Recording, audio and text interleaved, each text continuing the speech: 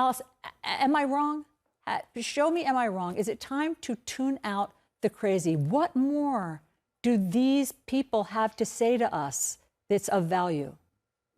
Well, first off, Allison, I want to say thank you for sharing your feelings on that, because you have given a megaphone and a microphone to Trump supporters. The problem is what we saw last Wednesday was not an accurate reflection of the core of Trump's base. That was a far fringe element, and angry and dangerous element of the Trump base. And the reality is 74 million Americans, Republicans, came out to vote for this president, and they voted for him, and they have supported him based on the Republican values. And they voted for him knowing he was a horribly flawed candidate, but the alternative for voting for a Democrat was a bridge too far. And Alice, I hear you, and the only reason I'm interrupting is but a majority of Republicans believe that the election was rigged and stolen, and so that's not reality. That's wherever they're getting their information. That's not reality, and I'm not sure why we still need to entertain that.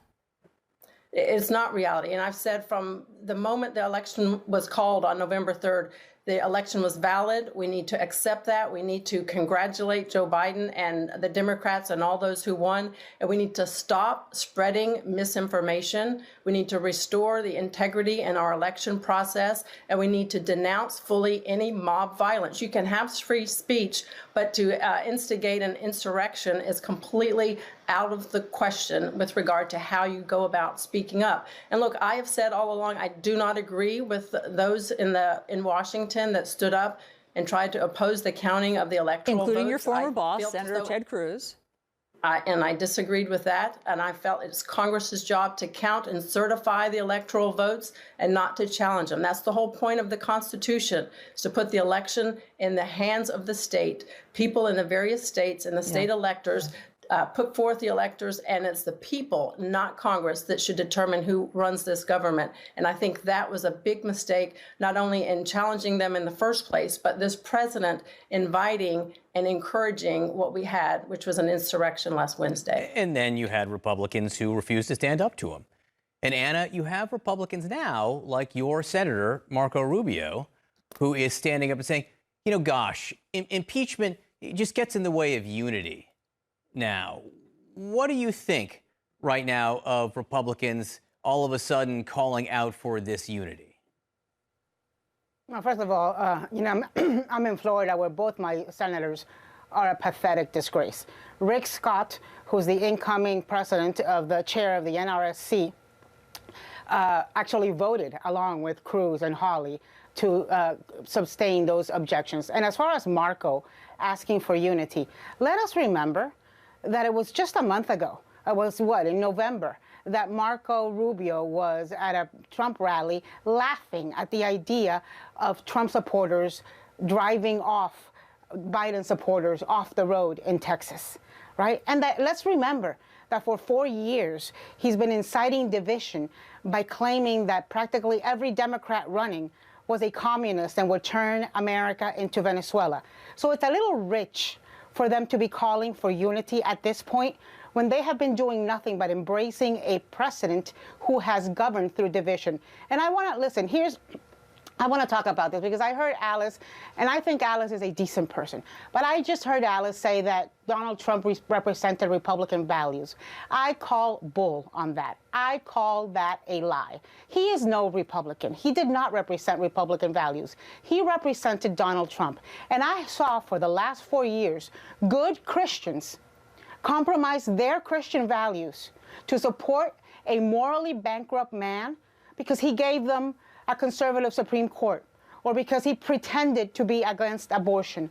I saw Republicans who were strong on foreign policy, who would be against things like kowtowing to Putin or Kim Jong-un, look the other way and embrace Donald Trump because he gave them the Cuba policy they wanted, or because he moved the embassy in Israel. And so he threw bones. He threw bones to this base that kept them looking the other way on the big things. And there is no policy. There is no judge. There is nothing that is worth putting in power in the United States an indecent, morally bankrupt man who has divided America, broken us to the point where we are now. And so until Republicans who embraced him for 4 years, enabled him, legitimized him, normalized him for 4 years, acknowledged what they did, we can't move on to unity.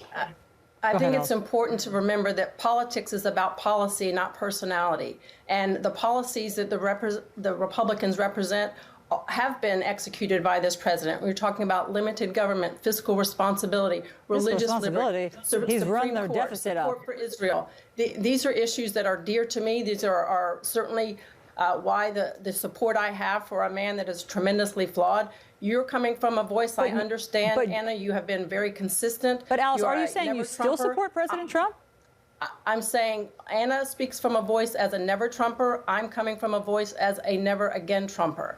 I have supported him in the past. I don't speak as a never Trumper. I never define myself as a never Trumper because I don't define myself by this man. I define myself as an American who puts morality and decency over any policy. We can have policy disagreements, and we've had it with other presidents. I certainly had him with even Republican presidents. I had him with Obama, but I never thought that they were not fit for the office. Donald Trump is not fit for the office, and if after the last week you don't acknowledge that, I don't know what else you need to see. If after hearing a president who incites people to violence that has led to deaths, you still don't acknowledge that the fact that we put an indecent monster in the White House is far worse than any policy disagreement, I don't know where to start. I don't. If I can finish my sentence, what I did say was that while I support the policies of this president in the past, given the events of last week and inviting an insurrection, I could no longer vote for President Trump. There are plenty of other people that will execute the policies of the Republican Party that will do so in a way that does not create the division and the divisiveness and the dangerousness that we had last week. And I think that is the future of the party. And there are many people like myself in the party that will understand that the party will survive long after this president. But we have to keep in mind, we can take away the social media, we can take away the Oval Office, we can take away the megaphone of President Trump.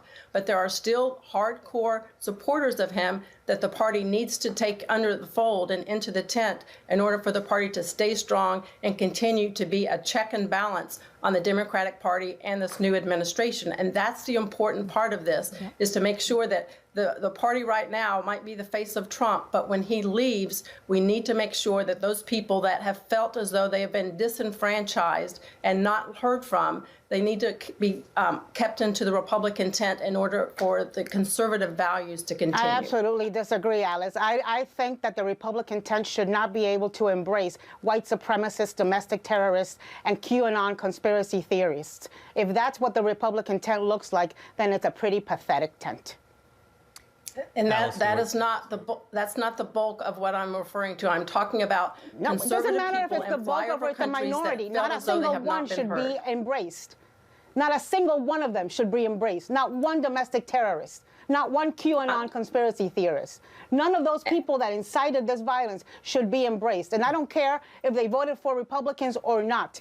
They should be shunned and they should not be embraced by a big tent Republican Those are party. not the people. Those are not Republican values. Obviously, this conversation will continue because it has to. After what we saw on Wednesday, those voices are not going away. Alice, Anna, thank you both very much.